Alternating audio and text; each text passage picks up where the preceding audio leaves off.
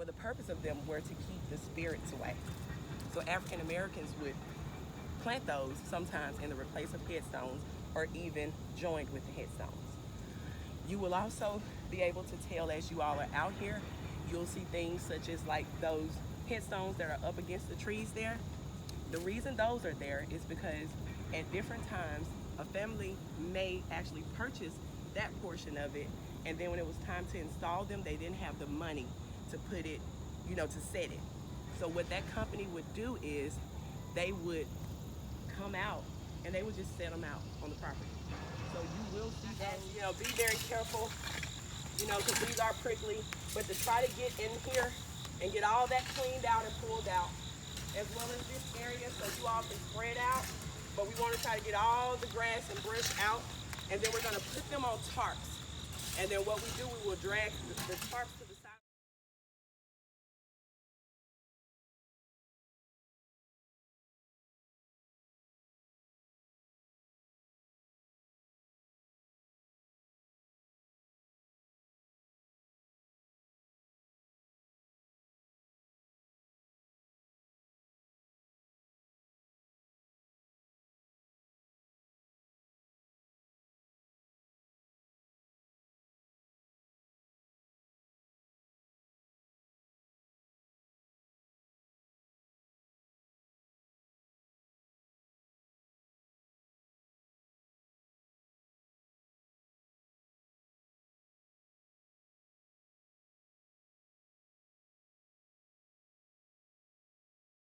That passed away when he was only 3 years old.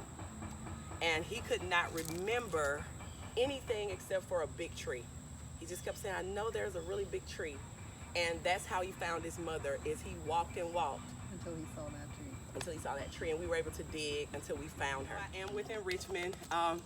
Right now I still have my cheat sheets. As you all saw, we have those out so that you can, just look up the history while you're here and you're taking a break. As I explained to you all, the way this site should be is actually this should be under the bottom, this should be on top, and then that was in the front of it. As I explained, there have been several groups that have come out here with the main intention of disrespecting African American burial sites. So they would use pulley systems to pull down these big pieces of brick, because even that one is several pounds. So, a truck had to be out here yanking to get it there. So a little history on Miss Sarah Garland Boyd Jones. Sarah Boyd Jones became the first African-American woman to pass the Virginia Medical Examining Board's examination. Jones grew up among Richmond's black elite and became a teacher upon graduating from Richmond Colored Normal School. She entered Howard University Medical School in 1890, and she earned her medical degree 3 years later. John established a successful practice in Richmond. She and her physician husband helped to create a medical association for Virginia's African American doctors, and the pair opened their own small hospital. In 1922, Sarah G. Jones Memorial Hospital, Medical College and Training School for Nurses, which is now called Richmond Community Hospital, it was named in her honor. So she was born in Alberdale County to parents who were builders. So as you all know, she came a very, very long way to get where she was. What we did find is that, and get some of the history, so that we'll never get rid of anything out here, because you may have someone come back and say, but where's the stone that I remember?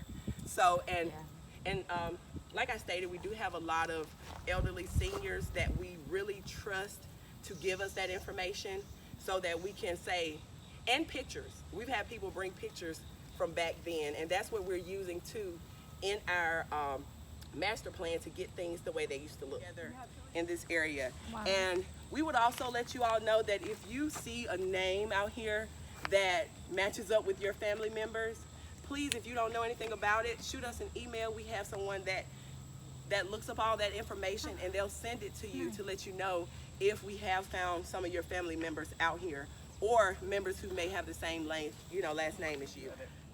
Do you all see anything out here that reminds you? Shells. Yep, there are the shells.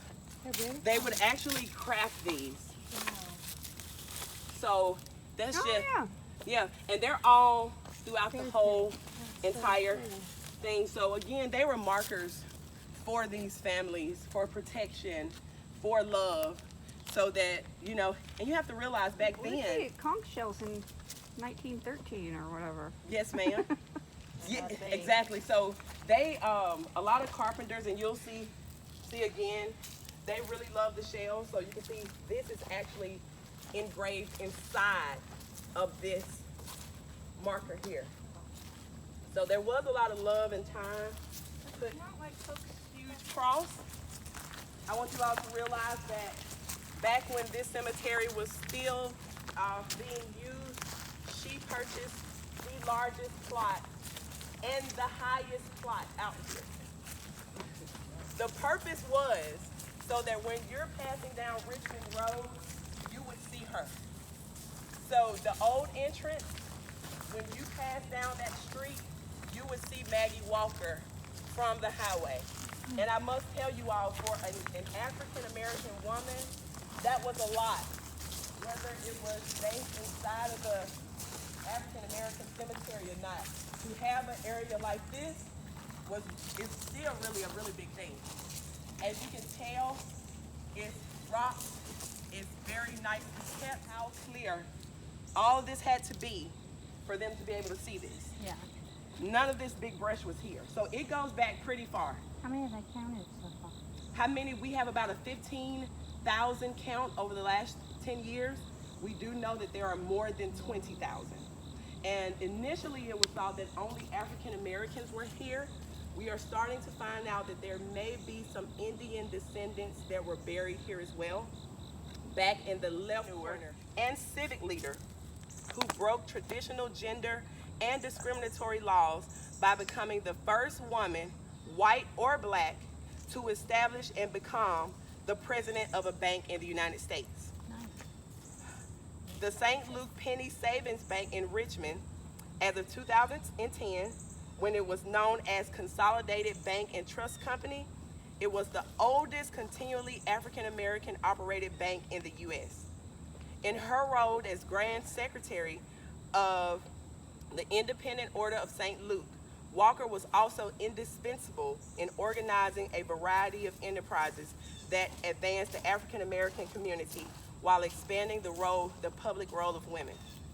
As an African-American woman in the post-Civil War, she faced social, economic, and political barriers in her life and business venture. Walker, by encouraging investment and collective action, achieved tangible improvement for African Americans. She had this saying that was pretty much, let's use our money, build our money together. That's how she was able to become, back then, she was a pioneer.